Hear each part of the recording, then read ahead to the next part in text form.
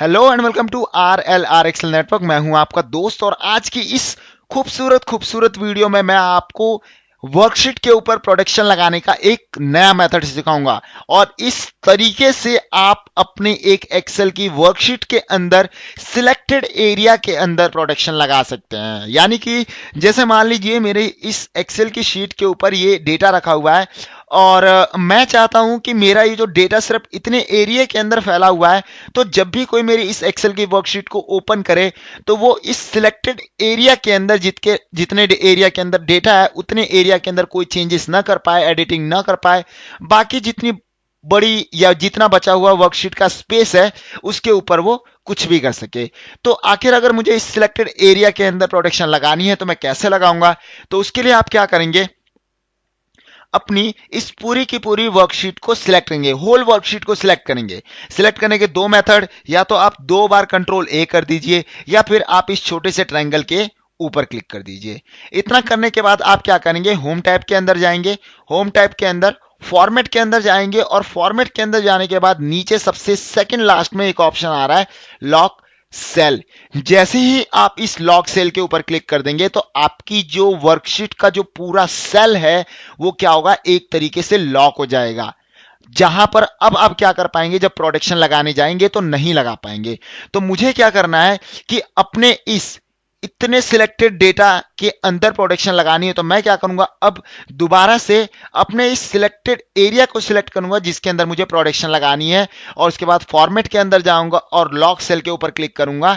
तो मेरा ये जो सिलेक्टेड एरिया वाला सेल है ये क्या हो जाएगा, अनलॉक हो जाएगा। यहां पर मैंने दो काम किया है। पहली बार जब मैंने पूरी होल वर्कशीट को सिलेक्ट किया और लॉक सेल के ऊपर क्लिक किया तो आपकी पूरी की पूरी शीट जो है वो लॉक हो गई। और चूंकि मैं लॉक वर्कशीट के ऊपर प्रोडक्शन लगा नहीं सकता हूं, तो मैंने क्या किया, अपने सिलेक्टेड एरिया को, जितने एरिया के अंदर मुझे प्रोडक्शन लगानी है उतने एरिया को मैंने जब दोबारा लॉक सेल के ऊपर क्लिक किया तो ये एक तरीके से अनलॉक हो गया। अब अगर मैं इसके ऊपर प्रोडक्शन लगाना चाहूं तो लगा सकता हूं।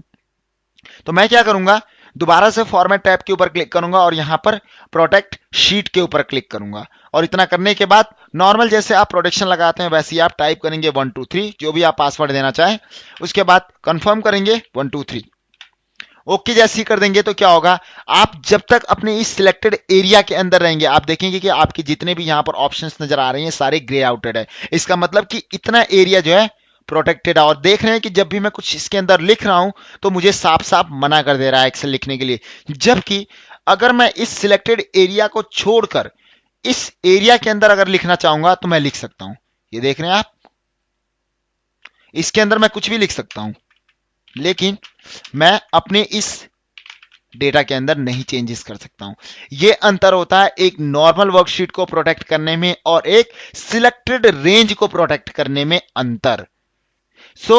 आज की इस जो वीडियो में आपने सीखा है वो बहुत ही खूबसूरत है। और आपको तो पता ही है कि मैं अपने हर एक वीडियोस के अंदर एक से बढ़कर एक खूबसूरत वीडियोस लाता रहता हूं, एक्सेल के ट्रिक्स, फीचर्स और फॉर्मूलाज लाता रहता हूं।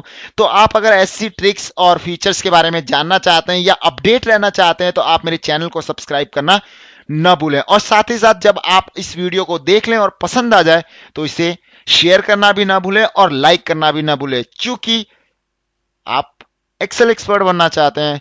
और साथ ही साथ कमेंट्स करना तो बिल्कुल भी ना भूलें, क्योंकि कमेंट्स करेंगे तो मुझे पता चलेगा कि आपको ये वीडियो पसंद भी आई है। और अगर आपको कोई प्रॉब्लम है तो आप मुझे मेल भी कर सकते हैं, कमेंट भी कर सकते हैं, ताकि मैं आपको अपनी आगे आने वाली वीडियोस के अंदर बता सकूं। तब तक के लिए गुड बाय।